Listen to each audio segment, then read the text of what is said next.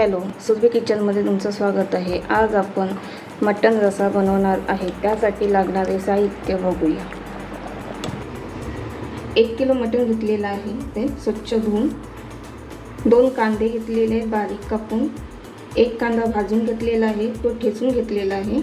आलं ठेचून घेतलेलं आहे। लसूण आणि मिरची ठेचून घेतलेली आहे। मटन मसाला, गरम मसाला, हळद, हिंग, मीठ आणि सुकं खोबरं भाजलेले, कोथिंबीर आणि अख्खे मसाले सर्व घेतलेले आहेत। इथे मी एक भांडं घेतलेलं आहे, त्याच्यात आता आपण तेल टाकून घेऊया। इथे मी मोठे 4 चमचे तेल घेतलेलं आहे।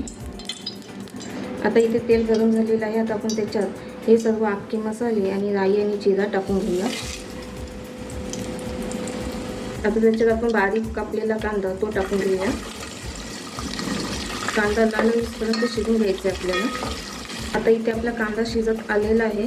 आता आपण त्याच्यामध्ये आलं टाकून घेऊया, ठेचून घेतलेला आहे तो आलं टाकून घ्यायचं आपल्याला। मिरची आणि लसूण ठेचून घेतलेलं आहे ते टाकून घ्यायचं आपल्याला।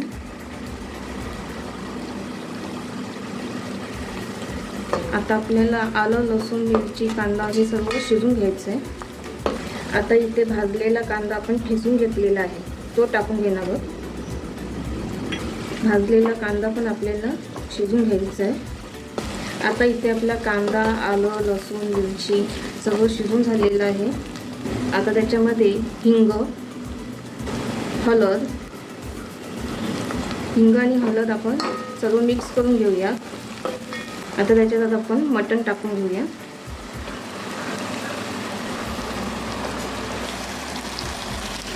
आता आपण मटण मिक्स करून घ्यायचं आहे।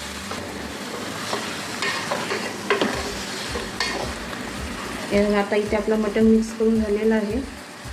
आता आपण वाफेवर झाकण ठेवणार आहोत आणि झाकणावर आपण पाणी ठेवणार आहोत। वाफेवरचं झाकण काढून बघूया। आता आपल्याला मटण हलवून घ्यायचं आहे परत। हे वाफेवरचं पाणी आहे ते मटणामध्ये टाकून घेते, कारण आपल्याला रस्सा काढायचा आहे मटणामध्ये।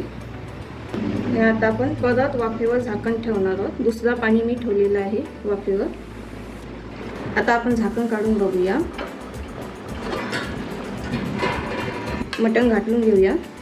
आता याच्यातलं आपण एक पीस घेऊन शिजलाय काय मटण बघूया।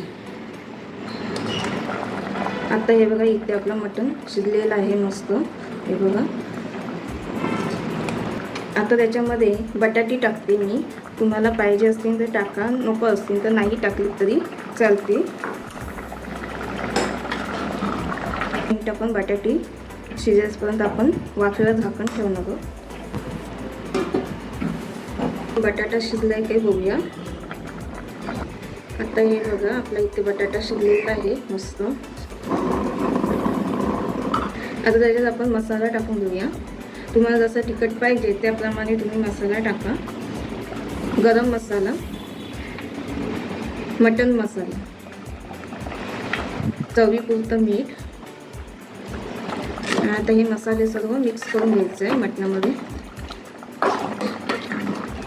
तुम्हाला जसा रस्सा पाहिजे मटणामध्ये त्याप्रमाणे तुम्ही याच्यामध्ये रस्सा काढा। आता इथे आपल्या मटणाला उकल आलं की आपण खोबरं टाकून घेऊ सुकं। आता इथे आपल्या मटणाला उकल आलेला आहे, त्याच्यामध्ये आपण सुकं खोबरं टाकून घेऊया। इथे मी 1 किलोला 1 वाटी मी घेतलेली आहे सुकं खोबरं। थोडीशी कोथिंबीर टाकून घेऊया त्याच्यात। आणि आता आपल्याला चांगलं उकल देऊन घ्यायचं आहे। आता हे बघा, तर इथे उकल आलेलं आहे मटणाला। तर आपला इथे मटण रस्सा तयार झालेला आहे, हे बघा। आता आपण गॅस बंद करून घेऊया। आता इथे आपला मटण रस्सा तयार आहे। तुम्हाला ही रेसिपी आवडली असेल तर लाईक करा, शेअर करा, सबस्क्राईब करा।